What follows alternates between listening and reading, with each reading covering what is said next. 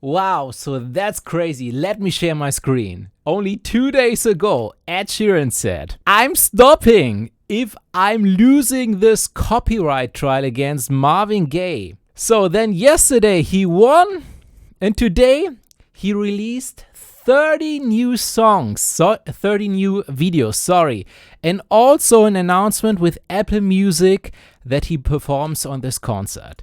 So, is this an accident? Only 1 day after he won the lawsuit? This brings me to the question, did he only created this entire lawsuit drama to promote his music? I know it's a big claim, but I did some research and what I found shocked me. It's really shocking. So we will get into the details of the lawsuit. We'll check if this might be all under the hood of a single label and maybe something like an internal cross-promotion. We will also uncover what the media is not reporting. What I can already tell is that I think that it has to do with music promotion, but not in a way that you might think. So first we need to understand the relationship between artists and drama. So let's pull up a site of the most streamed artists in 2023 and let me see. So I definitely know Taylor Swift is literally a drama queen. I'm really happy for you. I'm gonna let you finish. But Beyonce had one of the best videos of all time. Oh. It was one of the most... See, Miley Cyrus, of course. Even Ariana Grande has dramas. Like here, Ariana Grande was not attending the Grammys. I don't know. If you ask me, drama is a great way to promote their music. Because this is how you got to do it. It's an attention. We're living in an attention-driven world. And attention is what drives business. And while you have the attention, you have to capitalize off of it. I'm like, I'm gonna take his hat. You know, my brother was mad at me and I was like, bro, I just sold you like so many more pay-per-views. But would Ed Sheeran really go so far to initiate a lawsuit that he stole his songs only to promote his music? And isn't it strange that he seems to be the only artist or the main artist that gets all these stole my song lawsuits? Also, I mean, why would you sue someone for copying the song? It was so clear for me and for many artists that this lawsuit is a joke. Yeah, I made a video about that. I linked this in the corner also, that you can have a look where I share my opinion about this lawsuit. But let us check the promotion Ed Sheeran got because of this lawsuit. So on Google Trends, we can see, bam, can you see this? But to really understand if this could be drama only created to promote his music, we need to understand who was suing who. And I can already promise we need to dig deep, very deep, because most articles simply said something like this. Ed Sheeran won his copyright trial. Here's what to know.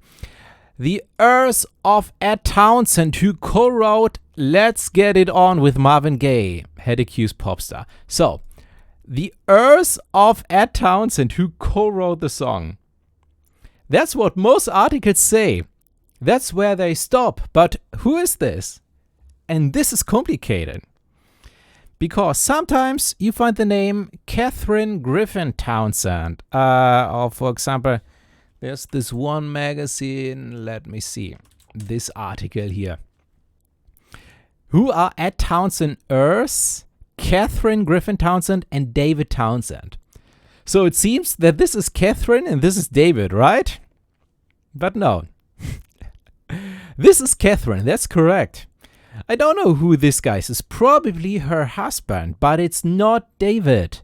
Because David is dead. So, and that's not the entire story. So, I need to draw something here real quick for you. So, first of all, we have the song, Let's Get It On. It's written by Marvin Gaye and Ed Townsend, so that's correct. So, but they are both dead. And Marvin Gaye has here children, Nona, Frankie, and Marvin III. So, Ed has the children David, Catherine Griffin Townsend, this name's important, and another son, but nobody knows the name of the son. So these are the children. And so again, here we have the song. These are the songwriters. And now we have the children of each songwriters. So, and you might think, yeah, of course, the children are the Earth. They heritaged the music rights. But here's the interesting thing. So first of all, we need to remember this name, Catherine. So David is dead.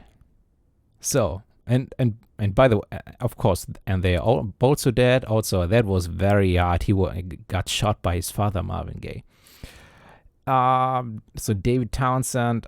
So one of these guys, David or his brother, that's not clear, sold his rights to a company called Structured Assets Sales LLC. Oh, so that makes it a lot complicated. And also, this is only the songwriting, but in addition, we have the labels. And I think there's something interesting when I go now to my YouTube analytics. And here is the backend about the video I made about the song. Yeah, and I have both songs included, and you can see I'm demonetized. Yeah, I don't earn a single cent of this video. And here I can click see details, and then I scroll down, and because I used the content Let's Get It On by Marvin Gaye and I used Thinking Out Loud by Ed Sheeran. So both of them claimed my video, so they get all the ad revenue. Okay, now that's a pity. So before it says who claimed the song, I only can see this artist, but before it said the labels.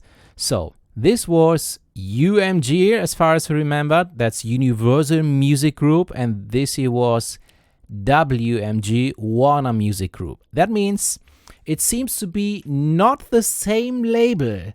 So that might be a sign that it was not a cross-promotion within one label. But who knows? We will dig a little deeper for this. So, but that was interesting. So we need to dig a little deeper about the Structured Asset Sales LLC because, I mean, come on. No one of these guys here did any of the work for this song, right? It was the songwriters, and they weren't probably alive here, these guys. Okay, they have the rights. Okay, that's how it is. So, but when we check the official paper of the lawsuit, so I'm not sure if this is the really official paper, but it seems very official, and if you ask me, it gives a little information. So, Structured Asset LLC, LLC is the plaintiff versus at Christopher Sheeran. So, sorry, can you see this? So, and then you can see also it's against Ed Sheeran, Sony Music Publishing. So they were not only suing Ed Sheeran, but only Sony Music Publishing. And also here, Atlantic Records, BDI Music Limited. I mean, there's a lot of things going on. So Amy Wedge is the other songwriter of the Ed Sheeran song. Yeah, so that's interesting. But now we know. It definitely seems that the Structured Asset LLCs is the main plaintiff. So the main person or the main company that is suing here. I also read that it's not one lawsuit, but multiple lawsuits. I'm not sure about that, but here it seems that they're definitely one of the main parties involved here in this lawsuit. So, we need to find out who's behind this company. A quick search reveals, for example, their headquarters. Now this site is by Dun & Bradstreet. Bradstreet, they give definitely very good information about companies. So Structured Asset LLC, here it is. And we can see this company is doing business under another name, the Pullman Group. The key person behind this seems to be someone called David Pullman. And the address of the company is Robin Drive in Los Angeles. So, and it's super interesting. So, let's check the address of the headquarters real quick. So, here we can see on Google Maps, and it seems nothing special, but this here is top notch, the best area you can live in, one of the best areas. So this company is located in Los Angeles. So when this is Los Angeles, so the rich people are living in this area of Los Angeles, in this part. We have Malibu here. We have like Westwood and Brentwood. Then we have Bel Air, Beverly Hills, and the Hollywood Hills. And we can see this is like not only in a nice Hollywood Hills area, this headquarter, but also very closely to the Sunset Strip. Yeah, and if you ever go to Los Angeles, you definitely need to go here. So here, it has nothing to do with the video, sorry. But Mel's Drive is the diner of the diners, the original, one of the original Hollywood diners. And you get waffles with chicken and all the good stuff. Yeah. Oh my gosh. And the chocolate shake. Yeah, that's definitely a go-to tip. And also this area is very hot. For example, if you see like paparazzi videos or pictures, chances are very high that they are shot here. Yeah. So, for example, this video here by David Dobrik. What's up, David? Is running at night. What's going on, man? Get the fuck out of here! Why are you running? How you guys have this set up? I don't know. You called me. You called me. I didn't call you! Yeah, so this is all here. Also at the same Sunset It Strip. looks like I called you! Yeah. I didn't call you! So this area is definitely super, super hot, where this house is, yeah. And let's check exactly like who owns this house. And you can see that's the address we just found on the other side. And yeah, Pullman Group LLC is a known residence based on this site here. It's like, let me bring my picture to the side. This is clustermaps.com. Yeah, okay. So no idea where they put this information, but David Pullman seems to live there, age 61. Here's even his phone number. So, and when he seems to live in this house, and when this company seems to be in this house, it seems that David Pullman seems to be the main person behind this lawsuit, because this company was suing Ed Sheeran and Sony and so on, the Structured Asset LLC, and he seems to be behind this company. Yeah, so the company is the official thing, but he seems to be the person behind this company, Structured Asset Sales. So when we search for a website of this company, we get to the website of the Pullman Group LLC, but I think before it says that it was doing business. Yeah, the Pullman Group. And probably that's the reason why they call this website here the Pullman Group. And now let's check this out. When I scroll down, you can see here pictures of him and with James Brown, and he seems to has something to do with David Bowie, and so. But the real thing is when we go even further down, news. James Brown is saying massive lawsuit. Music business world. Okay, bonds. So, but let's see the next one, because entire catalog is coming to Warner Music. Ed Sheeran must face plagiarism claim.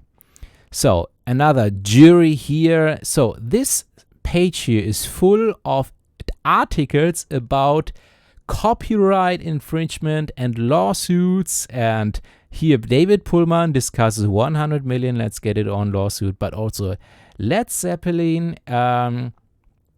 So lawsuit here, jury trial, plagiarism lawsuit, CBN News. So this is all a lot of Ed Sheeran, and that's probably one of the biggest thing he did. But here, Bowie Bonds creator sues singer Ed Sheeran for mounting. Okay, it's also Ed Sheeran. Let's get a little further down. So this is something with David Bowie and so on. I mean, you can check this out. Yeah.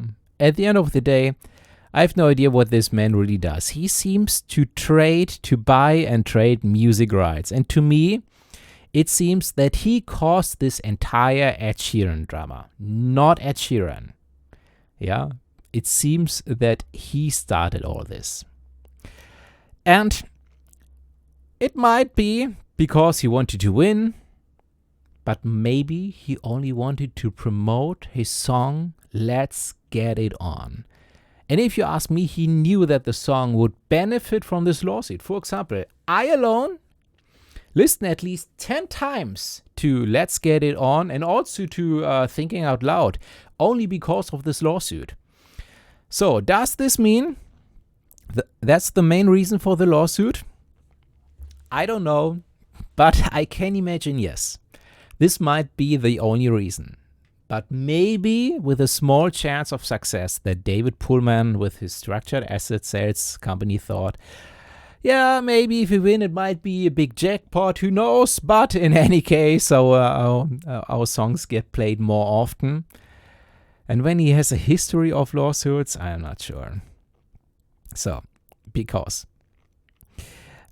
let's don't forget, maybe he really wanted to win and wanted to get a share of Ed Sheeran. And there's something not to underestimate, because Ed Sheeran is one of the richest artists in history. When we go to the most grossing tours, number 1 is Elton John. Number 2, okay, let's do based on inflation. Number 1 is U2. Adjusted for inflation. Number 2 is Elton John. Number 3, Ed Sheeran. Yeah, they have the highest grossing tours in history. Yeah, far before Michael Jackson and everyone. Yeah, only U2 is before Elton John. I'm not sure if he's the richest artist or one of the richest, but he definitely has one of the highest grossing tours. And I think, something else, sorry. I also did think that Ed Sheeran did not feel good about this lawsuit. You could tell when you had a look at these pictures. I cannot imagine, I cannot remember that I saw him so tired. Yeah, okay, but at the end of the day, Ed Sheeran could definitely capitalize on this. He had all these eyeballs and he made use of this opportunity to release new music, new songs, announce the concert and collaboration with Apple Music. He's on the first place on New Music Daily on Apple Music today, so he gets a lot of streams. So let me know what you think. Thanks so much for watching and subscribe.